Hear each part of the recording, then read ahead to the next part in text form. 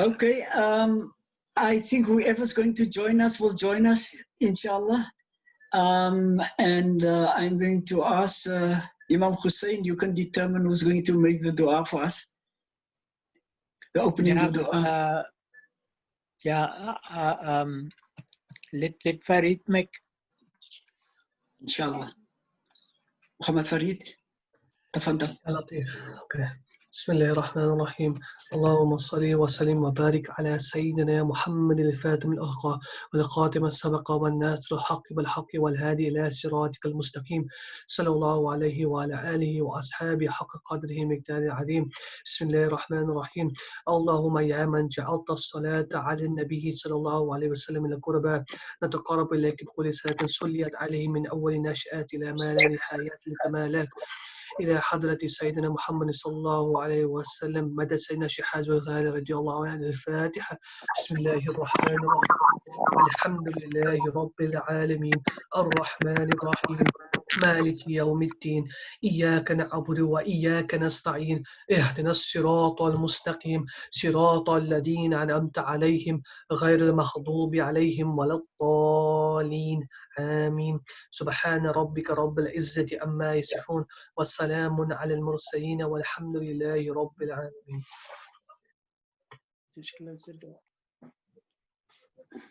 Shukran, Muhammad Farid. It looks like this is your permanent job from now on. I'm not going to ask, I'm just going to point to you that you must make the opening dua and Imam Hussein can make the closing dua. But before I start from my side, I want to ask if Imam Hussein want to make any opening remarks or comments. You may proceed, Salie. No comments from my side. Okay, Assalamu alaikum wa rahmatullahi wa barakatuh. Allahumma salli ala Sayyidina Muhammad wa ala ali Sayyidina Muhammad wa ashabi wa barik wa sallim. Welcome, brothers and sisters. This is in fact a great blessing, and I want to thank my my brother Muhammad Farid for reminding me. I must be honest, I didn't think we would have enough people to actually have a class today, but alhamdulillah, Allah knows best.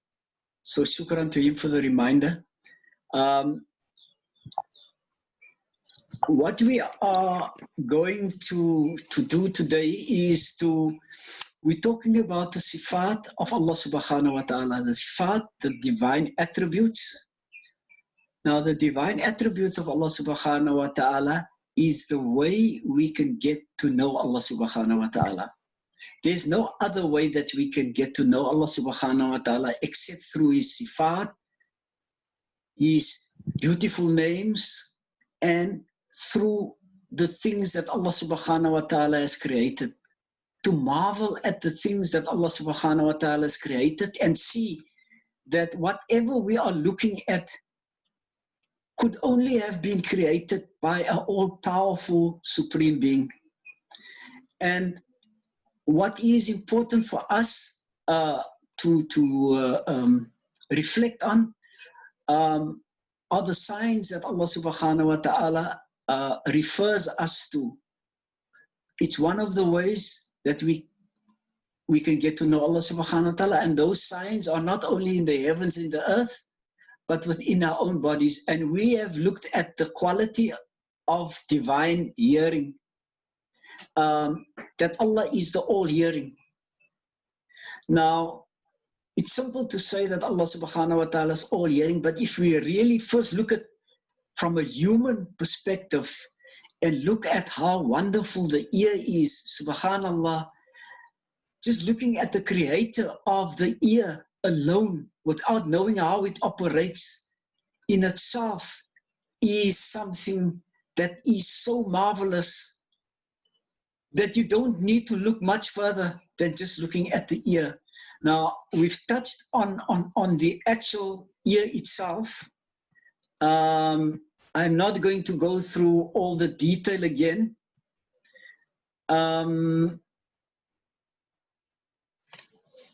Except to say that how the ear works is basically taking air that moves and takes that movement and translates or changes that movement into small, tiny electrical signals which the brain interprets as sound.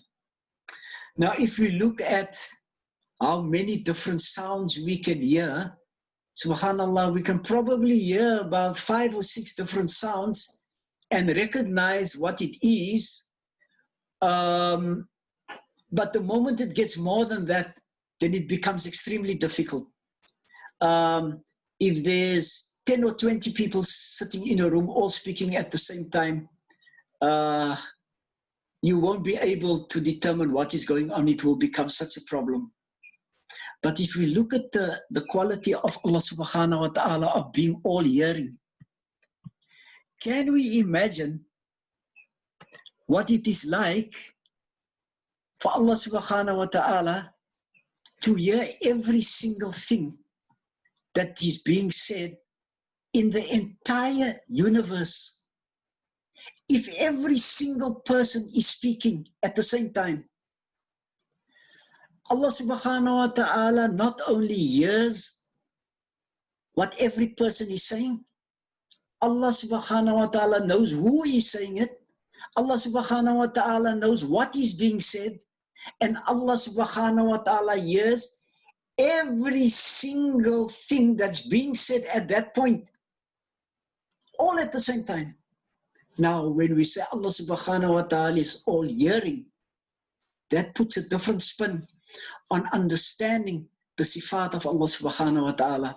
So when we say Allah subhanahu wa ta'ala is all hearing, it mustn't be just done in such a casual way like we normally do it. You must actually really feel the understanding of what it is that we are saying. Now,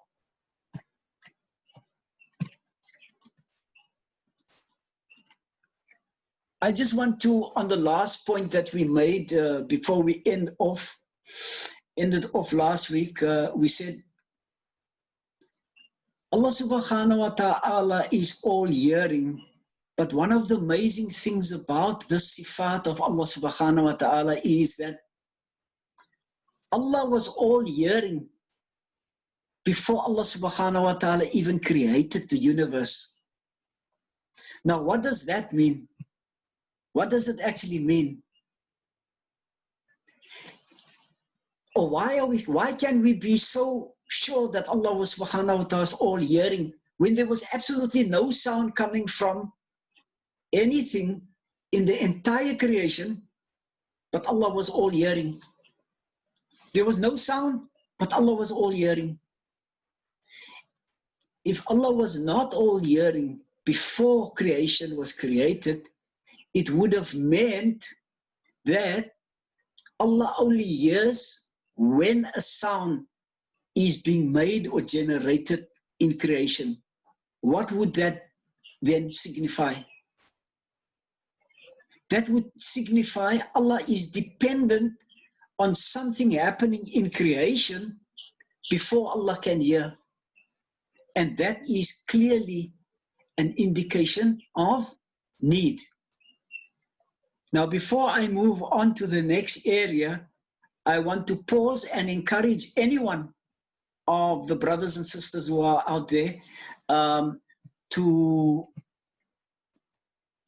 actually raise whatever issue it is that they might have on this sifat before we move on to the other part of the sifat and find out whether there's any question or whether there's any comment that anyone wish to raise or anything that they would like to be elaborated or clarified. So I'm opening it up just to find out if there's anything that anyone would like to put as a question or a comment. Maybe Brother Salie, Manie can just repeat that last note regarding that Allah does not need a trigger or sound to be made, because then that means that that Allah is dependent on that sound. Maybe Brother Manie can just repeat that again for us, please. Inshallah. Okay, so what we are saying, if we take a human example and everything is quiet, there's utter silence. If you are not speaking, can I hear what you are saying if you are not speaking? Possible. It's impossible, right? It's impossible to hear something that hasn't happened yet. So what does that mean now? It Makes means us dependent then. Exactly. You've answered your own question, but it's good for the other people just to understand this point. That in my case, what if I want to hear what you are saying? You first have to speak. So I'm dependent on you speaking before I can hear. Are you clear about that? Now, the fact that I need you to speak is a sign of need. But if we talk about Allah subhanahu wa ta'ala, we can never apply need or dependence to Allah subhanahu wa ta'ala. Allah subhanahu wa ta'ala is completely above need, dependence, or relying on anything that comes from creation. Independent, So, self-sufficient. Yeah. So in this instance, I think it's important to understand that when we say that Allah subhanahu wa ta'ala was all hearing before Allah subhanahu wa ta'ala even created human beings, it shows that Allah is the sifat of all hearing is not dependent on creation in any way, because Allah was all hearing before Allah even created anything in creation for that matter. Can I move on to the next point then, inshallah? Can Yes. one also say that all hearing is not just sound, but people's thoughts, like someone who cannot speak? I think for our purposes, all hearing in this instance refers to the faculty of hearing, as far as we are concerned. So when we say all hearing, we are referring to sounds generally. Okay. What Allah sees in the hearts or sees about the future of how creation is going to unfold is part of a different sifat, which we will come to later, inshallah. Okay. Okay. Welcome, Shahid Tawhid. I'm going to go on to the next area now, which is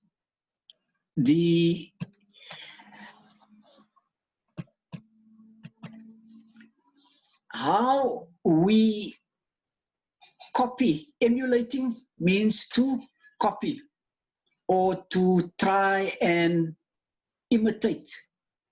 Emulating means that how do we imitate or use the sifat of Allah subhanahu wa ta'ala and copy it so that we benefit from it. Now, can we ever copy where we hear everything the way Allah subhanahu wa ta'ala is? Of course not. Allah subhanahu wa ta'ala is the only one who can ever hear what Allah hears or hears every single thing in the entire creation, and nothing ever compares not only with this attribute of Allah, but to any of Allah's sifat. Now, we must take the sifat that Allah is all hearing and say, how do we now, as human beings, benefit from this or try and copy this sifat in a way that will make us better people? We're talking about hearing now. Well, the first thing to say is we shouldn't use our ears to just listen to anything. We must choose what we listen to. If we don't make a conscious choice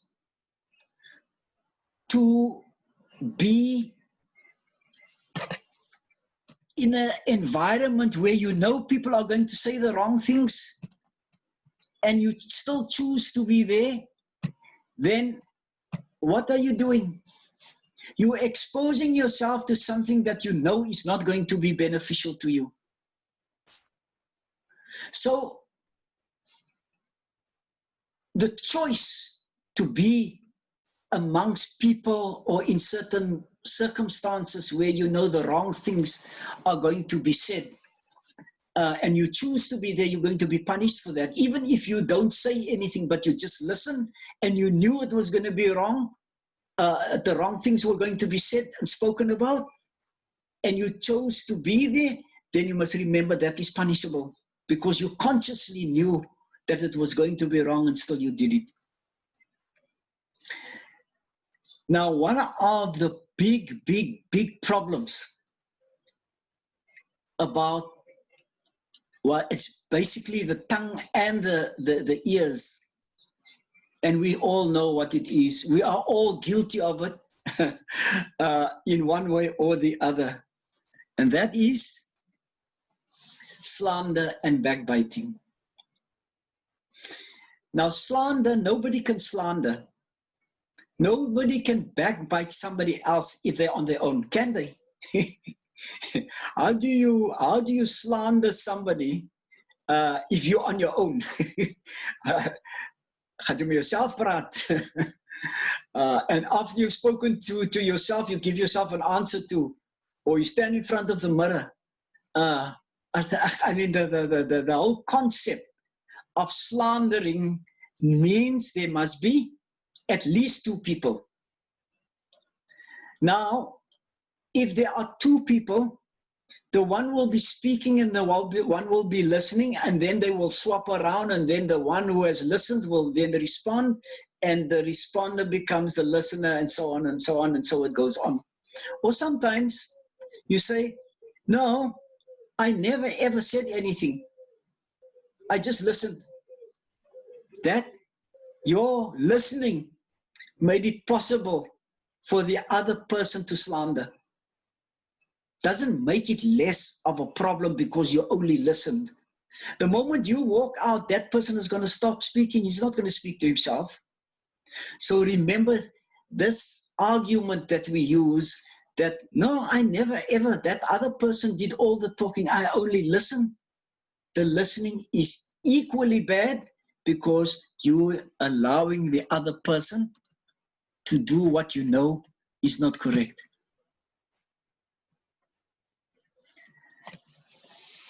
The other problem about slandering is we try and use an acceptable or a good thing. Telling the truth is generally something, not generally, it's always encouraged. Telling the truth is always encouraged. Tell the truth. And there are obviously exceptional circumstances in just about everything in life. There are exceptions. But generally speaking, to tell the truth is an obligation. Now we use that fact and then we say, no, I'm not slandering that person. I'm only telling the truth. And then you say whatever it is that you want to do. Now, it might be that you are telling the truth. So you saw a person coming out of a bottle store. And you go and you did see the person coming out of the bottle store. And you use that to let other people know. Even if you are telling the truth, it's wrong. Now you will say, I'm not talking behind his back. Then you say the same thing in the person's presence. You're not speaking behind his back. So you're not backbiting him. You say it to his face and you think that's okay because you're telling the truth.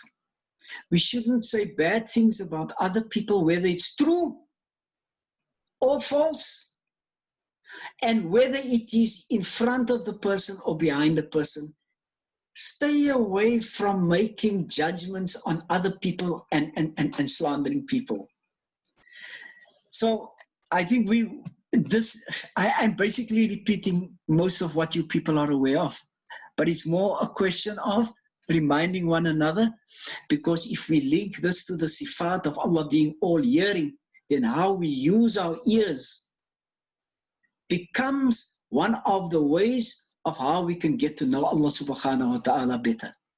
By using our ears correctly, Allah opens up knowledge for us in the way that we use our ears that will draw us closer to Allah subhanahu wa ta'ala. Now, I think I made the point we must avoid being in the company of swearing, vulgar, and obscene talk. And unfortunately, there's now a trend out there that the things that people find hilarious, they find it funny, is to make vulgar and obscene jokes. Now, we mustn't encourage that. We must stay away from people who only use even the technology that is available. The one message you get is about Allah subhanahu wa ta'ala and how to get closer to Allah. And the next message you get is a person who's telling you a vulgar joke. We mixing oil with water. Stay away from swearing, vulgar talk, and unacceptable dirty jokes. Don't encourage it. Delete. Don't only delete the message, but delete the person from your contacts, so that you don't get bombarded with these things. Because we must remember, the day when we pass on and we stand in front of Allah subhanahu wa ta'ala, then your entire video of your life is going to be played, and you're going to watch, and Allah's going to point out, Allah through the Malaa'ikah will point out to you where and what you have said to whom, and you will only be able to observe and you won't be able to speak. Do you know what is going to speak? The ears will have the ability to speak. Your mouth will be able to speak if it is asked to be a witness, but not with a consciousness of how it spoke in the past. Your hands will have the ability to speak. Every single organ, every atom within your body, if required, Allah will give it the ability to speak so that it can testify. If you made salah on time and you took wudu and you got up in the night, not only will your body parts be able to speak on that day, but the very ground and the very environment with that you did these things in will be able to testify and say, I am here to bear witness that that person did get up in the middle of the night. Your tears that you shed will be able to speak. Your tears will be able to testify and say, oh yeah, Allah, the person that shed these tears, that's speaking now, did it with a sincere heart. So let us not ever try and take some of our organs for granted, because those very organs are going to testify for or against us. So we should use our ears, especially in this instance. We're talking now about Allah's quality of being all hearing, the sifat. We must make time, special time, to listen to good advice and beneficial talks. Apart from what we will learn and the barakah of that, we must remember that it's also part of building up a body of things that Allah is pleased with, and your eyes and your ears and your tongues will be able to testify for or against you. I think I made this point. Let me just repeat it. We shouldn't, sometimes we say, no, I didn't want to be funny to the person. He was talking about somebody else. I didn't like what he was doing, but I didn't know how to stop him. You are making it possible for that person to slander or talk badly about somebody else. You are considering him, but you are actually the cause of why he is doing the wrong indirectly by listening to what he is saying. So rather say it in a nice way and say to the person, if you don't want to say, don't slander, don't backbite, you don't want to hurt the person's feelings unnecessarily. And we should always be careful how we treat people. Never hurt their feelings, doesn't matter. Always try and do things in a way where you say to people in a way, you point them to the right or the wrong in a way that is acceptable. But don't allow them to continue doing what they are doing by using you.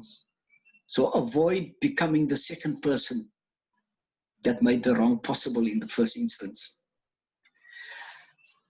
Now, our next sifat, before I go on, is the sifat of Allah being all-seeing.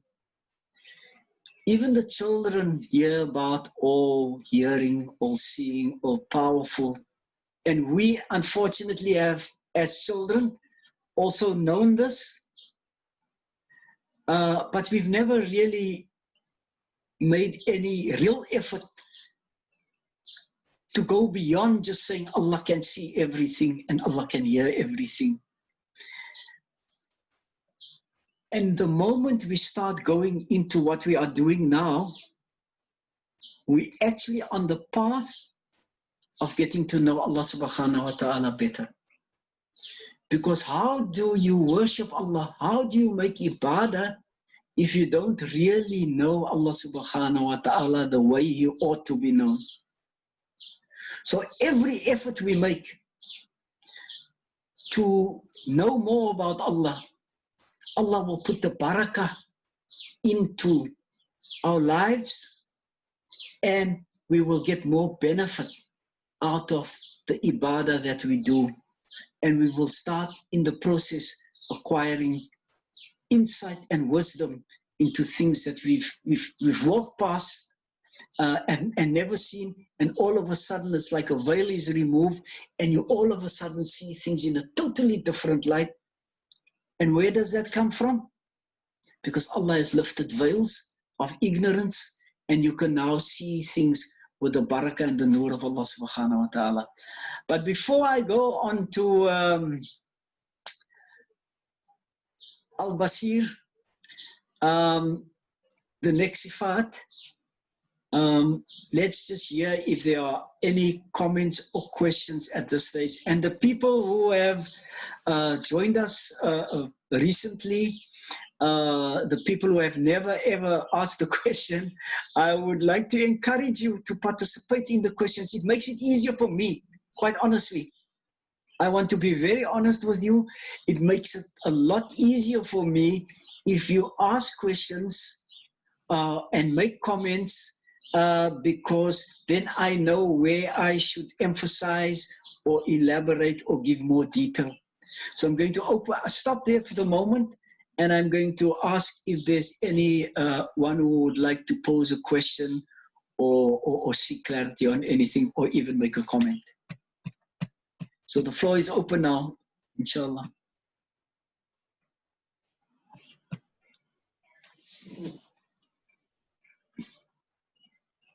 You can't let me ask Muhammad Farid all the time. But yes, Aisha. You focused on vulgar language and swearing, and what about music?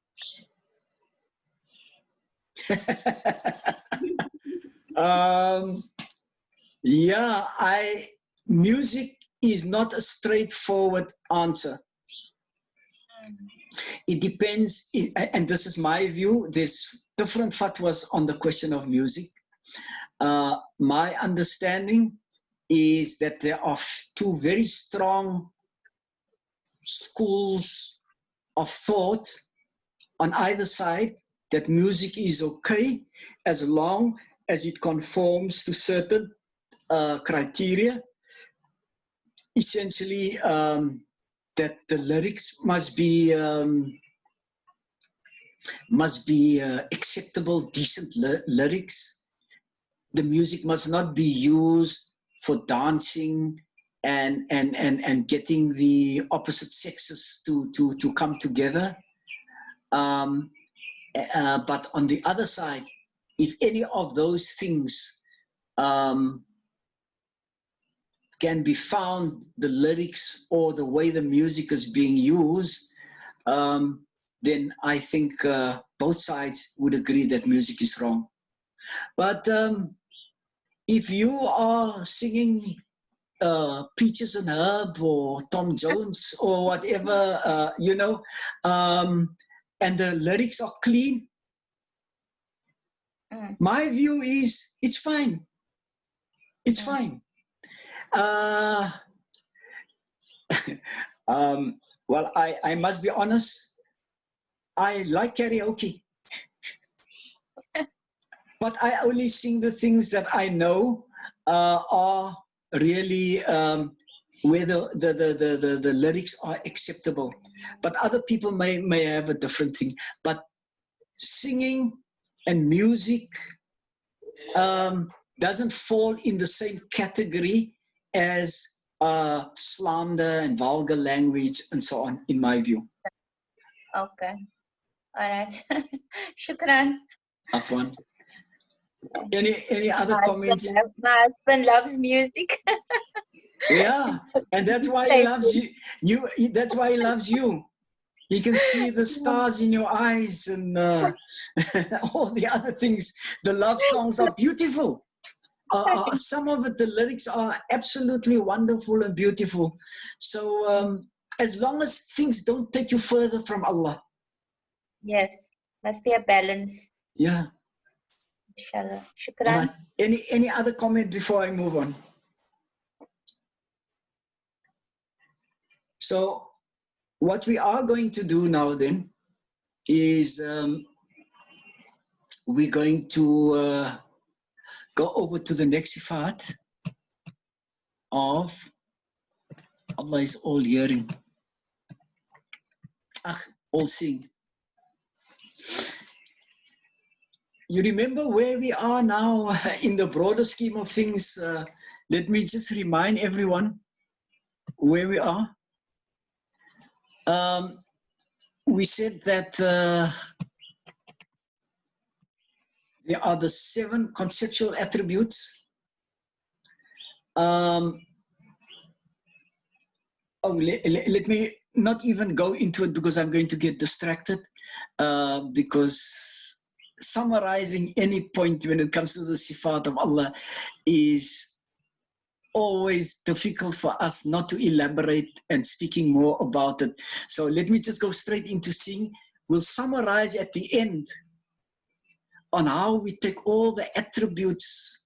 Attributes, let me just remind all of us what an attribute is. An attribute or a sifat is something that describes a quality or a characteristic or an ability of Allah subhanahu wa ta'ala. We can't see Allah. Allah's not visible. It doesn't matter what picture you have. You'll never ever be able to get a picture of Allah subhanahu wa ta'ala ever in your mind. No matter how salih you are. It doesn't matter how much ibadah you do. You'll never ever be able to get the image or a picture of Allah subhanahu wa ta'ala in your mind. So we get to know Allah subhanahu wa ta'ala through His sifat. And that's what we're discussing now. That Allah's all-seeing, all-powerful, all-hearing, and all of those things. And the more we get to know that, the better we get to know Allah. And the better we get to know Allah, the more sincere our ibadah becomes. The more we get closer to Allah subhanahu wa ta'ala, the more the veils of darkness are removed, and the more the nur of Allah subhanahu wa ta'ala starts coming through and falling on our hearts. Subhanallah. So let me not get carried away. Let's go back to the sifat of seeing. Now, what I've done, like I've done in the past, I've taken a practical example of seeing in a worldly environment, and just marvel at how great it is for us to be able to see, and then to look at the quality of seeing and the organ which we use, the eyes, and look at that. Who is the creator, the one who gave us the ability to see and who gave us eyes to see? And when we look at that, before we even look at Allah's sifat of being all-seeing, if we just look at our own human practical examples, then we can see that it's a wonderful thing. It's a wonderful quality, but more wonderful is the one who gave us the ability to be able to see. Now, seeing generally,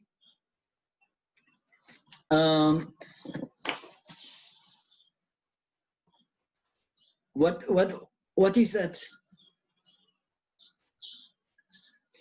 It's not a COVID-19 testing machine. It's a microscope. Basically, to show that there are certain things that we just can't see with our eyes. That the only way we are able to see is to actually put it under something that magnifies the image, and then for it to become visible, and we use that. Then the other thing that that I've used is a telescope. There are things that the moment it moves too far away from our eyes, the more difficult it becomes to see. And that is why we've developed telescopes, and it's gone a tremendous way to assist us to understand this universe of ours, of where everything came from. You know, we talk about science as if that is something that is the opposite of our deen. People who believe like that are making a grave error. Because science, what is science? We only discover how Allah subhanahu wa ta'ala works. Allah made certain laws and designed certain things and create certain things, and we find out through our studies, oh, this is how it works, that's how it works. And that's actually science. So we must never make the mistake of dismissing things because it is said scientifically. In fact, it's a strong, strong, strong way of increasing your iman and your taqwa, because nothing has been created by anyone or anything other than Allah subhanahu wa ta'ala. Allah created everything. So whatever we see and we discover out there has been created by Allah. Now you can make an argument, yeah, but the car has been in a factory and so on. We'll come to those kinds of things, how we should interpret that at a later date.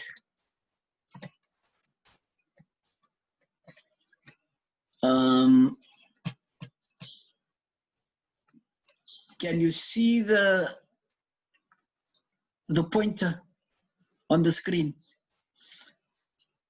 That's where the light comes in, right?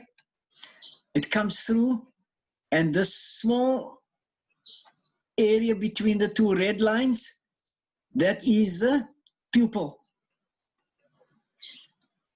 And the iris is this red part either side of the pupil,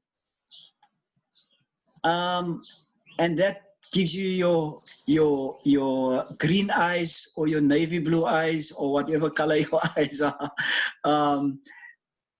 brown eyes. And then you have the lens.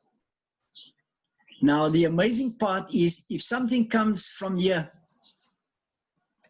and it comes through that opening, then it falls basically on this side of the eye. It comes, whatever comes through the eye, if it comes at an angle, then it comes and it hits the back of the eye at the opposite side. So if it comes by the top through the opening, it hits it at the bottom. If it comes from the other side, the bottom, from this side, and it comes through the opening, it hits it there. So what does that mean? It means whatever the eye is seeing, it falls on the back of the eye and it's upside down. So actually, I was going to try and be funny now, but let me not be funny. But you're actually seeing things upside down. And the brain turns it the right way up. Subhanallah. That alone is a miracle in itself. In fact, they've developed cameras based on exactly the same principle. But all you do with the photo is you turn the photo upside down. so you don't see the so-called problem. But what is at the bottom comes at the top. It comes at the angle like that. You know, so bottom is top, top is bottom, and then the brain takes the image, the complete image, and actually turns it around. Now, the other thing to mention about the eye is at the back of the eye, the wall, the piece of yellow here at the back. Can you see it? Now that is what you call the photosensitive area of the eye. When light falls on it, it changes the intensity of the light into small, tiny electrical signals. And that back of the eye has two types of cells called cones and rods. The rods are for the brightness, and the cones are for color.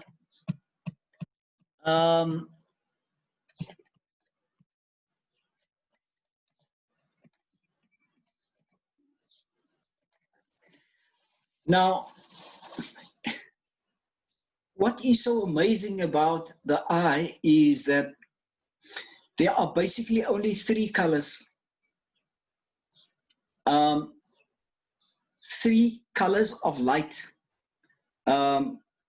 Red, blue, and green. Those are the primary colors of light. And you have three types of rods, cones. That's those three colors. And all the other colors in the entire universe that we see, that we can see with our eyes. And some people have calculated the amount of variations in colors that you can get in the universe. It runs into millions. All those colors are just combinations of those three colors. Subhanallah. Subhanallah. At some point, if ever we time allows, and we talk about the soul, the spirit, the ruh, which we are not going to do now. The ruh also has, for the people who have studied this topic, have told us, in particular, Sheikh Abdul Qadir Jailani, Qaddasallahu Sirrun Aziz, he has given us some insight about the soul, that depending on what level you are at, then the aura, what I would call an aura, the aura around your soul, the color changes. And the awliya, they can take one look, and they can see the auras of people. Allah subhanahu wa ta'ala has given them the ability, what we can't see, they can see outside of the human eye. Therefore, if you have these luminaries like our Sheikh Hazim Abu Ghazala, when he comes into a gathering, he greets and you see him, but he's almost looking not at the level of the eyes, he's looking just above that. I thought you photo. Who is at what level? Now the color of your ruh can be influenced by your level that you have reached. I'm going into a completely different topic now, but let me just complete this point. I don't want to leave it halfway. The color of your ruh is determined in the first instance by the maqam, the station. So if you are at a certain station, you will have a certain color that's attached to your ruh, to your spirit. And then it's also possible that the color of your ruh can change by the state that you are in. It might not be a permanent state. You've maybe gone through a certain form of ibadah or whatever, where your heart is so purified for that moment that it takes on an aura that is different from its normal. Then as you go back to your other worldly things, then you would change back to its normal station or its maqam.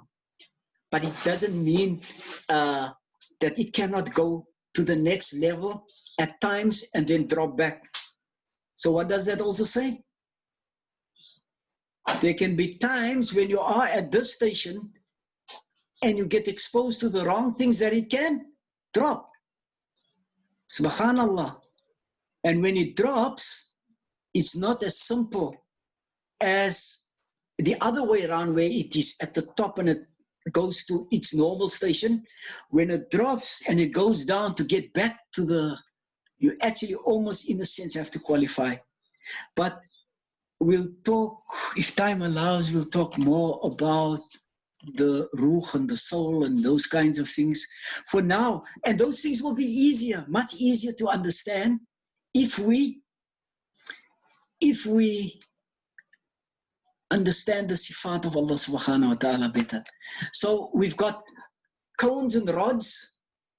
The cones give us the different colors, and the rods is almost like your brightness and your contrast that you have on the TV. That's your black and white component of what you see. The rods are responsible for that, and the cones are responsible for the color, and that's why you get people who are colorblind, because there's a problem with the cones, but they can, no, really, they can see perfectly. They can see absolutely perfectly. But they can't see color. And you know what they do when they get in the car and they drive? Now you will say, man, wat gaan die mense maak as hulle by die robot kom? Hulle kyk as dit die boonste, die middelste of die onderste lig wat aangaan. Really? I know of a person who is not completely colorblind, but there's one of the three that's missing. I don't know whether it's the red or the green or the blue, but one color is missing. So when they look at the color, they say it's that color. And you, where you don't have a problem with your eyes, you see it as normal. They see it as completely different, because now they have to make up the colors with only two primary colors. Anyway, I'm going into detail now. That's not necessary. The important thing also to know about human vision is that, now this might all sound technical, and you might say, now what has that got, all of this has got to do with tasawwuf. Just think that this is the way that Allah subhanahu wa ta'ala has created the universe.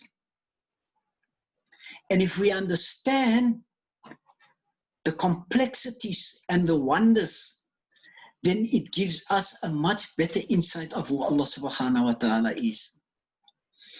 Now, visible light is a small, tiny piece of the electromagnetic spectrum. The same spectrum of visible light that we use, further along, higher and lower, are different types of rays that becomes visible. And some of these things are used for different purposes. The electromagnetic wave is a carrier of your cell phone signals. How do we get the cell phone signals to move from point A to point B? The electromagnetic wave. It's an invisible wave in the air that transports different things from point A to point B. Well, it gives you the visible light, like sunlight. One part of it would be what you can see with the eye, and there are other parts of the sunlight which you are not able to see. But along that wave, you get the cell phone frequencies. Have you heard about, now they're coming up with 5G? 5G is a different spectrum within that band. If you look at the slide in front of you, then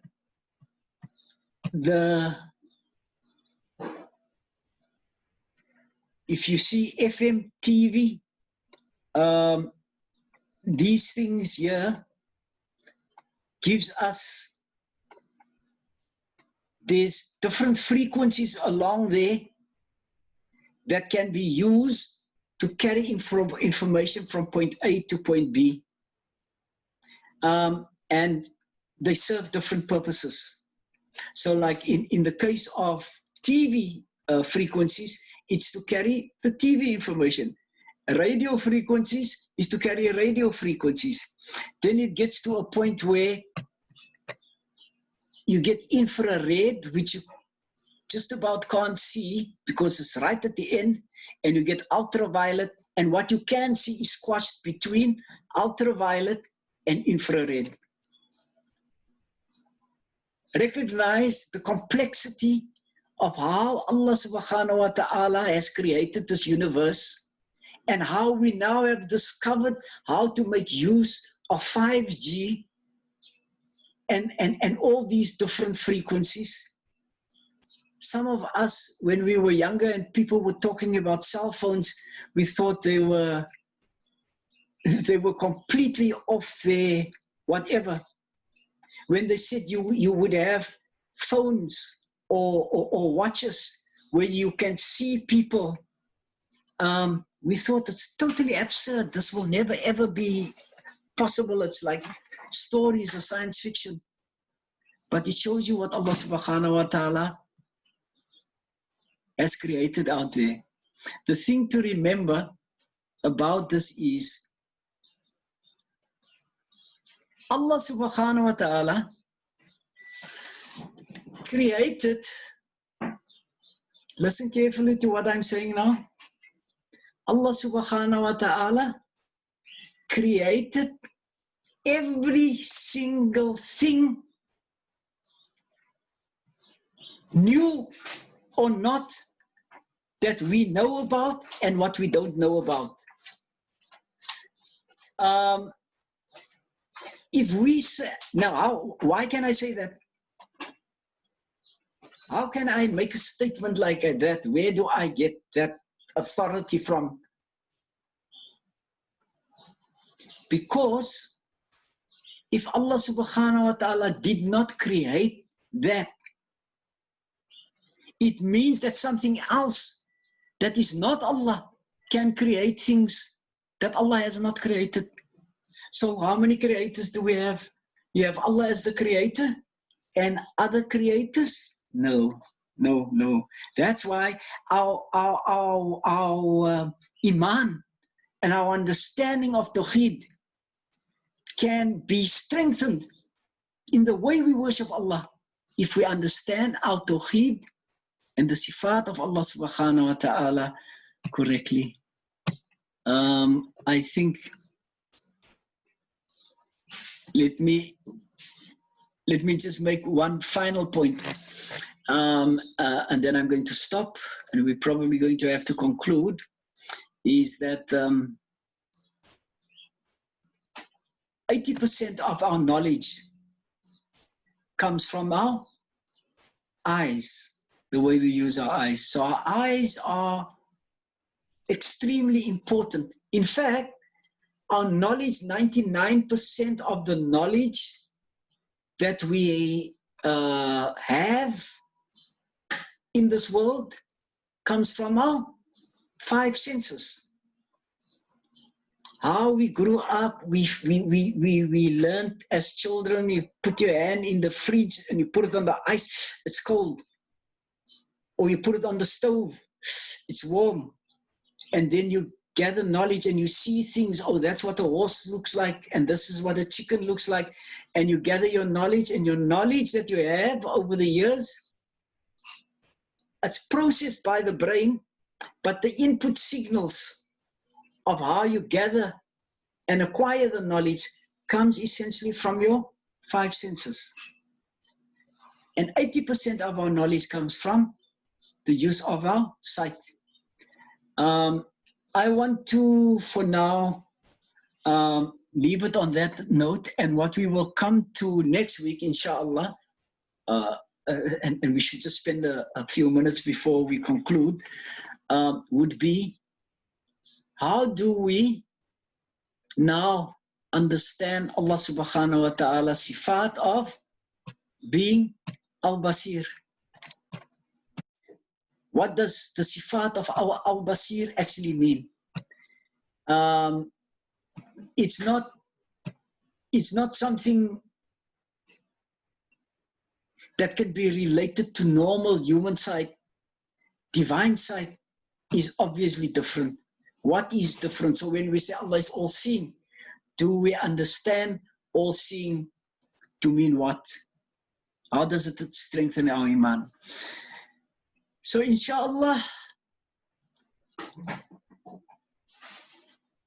I would have liked to have allowed for more questions and comments in between, but I'm going to conclude now on this note. I want to say two things.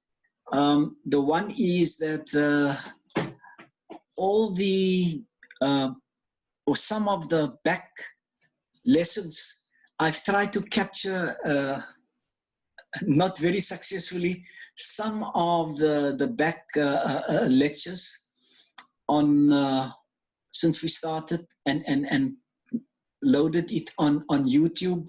So on the YouTube Salie Manie, you go to Salie Manie, the channel, and you will see some of the previous classes that we had. But I now want to just open up for last comments and questions if there are any. Okay. The floor is open to anyone who wishes to make a comment or pose a question. Salie, my battery is going off in 30 seconds, it says here. Okay. Yeah, that's your battery. As long as you are still strong, Imam Hussein. Okay. Let's hear if there's anyone who wishes to make a comment or wishes to ask a question. I presume not then. Muhammad Farid, I think we will ask you to make the closing dua because we don't want Imam Hussein's battery to die in the middle of the dua. So shukran to everyone. And we will be in touch with you to let you know whether we're going to, what we're going to do, because now with the lockdown, some people might be going back to work and we might have to reorganize the time, but we will discuss it with as many people as we can and we will inform you, inshallah. Shukran jazilan. Muhammad Farid, tafadal. الفاتحة. بسم الله الرحمن الرحيم. والعصر إن الإنسان لفي خسر إلى الذين آمنوا وعملوا الصالحات وتواصوا بالحق وتواصوا بالصبر. بسم الله الرحمن الرحيم.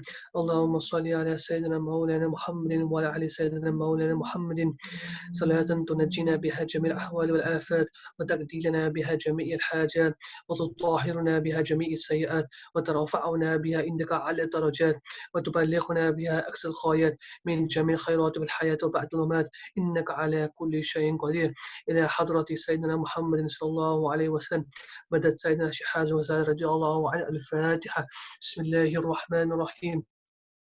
الحمد لله رب العالمين الرحمن الرحيم مالك يوم الدين إياك نعبد وإياك نستعين اهدنا الصراط المستقيم صراط الذين أنعمت عليهم غير المغضوب عليهم ولا الضالين آمين. سبحان ربك رب العزة عما يصفون والسلام على المرسلين والحمد لله رب العالمين.